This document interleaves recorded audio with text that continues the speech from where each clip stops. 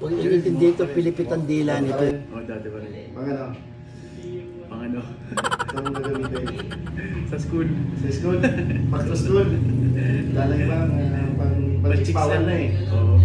Bawal na pang-chicks eh. Pang ano lang, pang-school na lang. Trabaho na lang. Trabaho. Pag-trabaho. Bawal na pang-chicks. Trabaho na lang.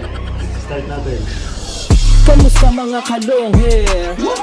Anong gusto mong gupit? Anong gusto mong gupit? Siyempre yung malupit, garantisadong dating mo mamaya astig ulit. Kasi yung barbero Gala, gala, gala erong barbero Gala, gala, gala erong barbero Subok na sa metro, likas yung talento Kaya ang mga kalong hair Gala erong barbero Gala erong barbero Gala erong barbero Gala, gala, gala erong barbero Gala erong barbero.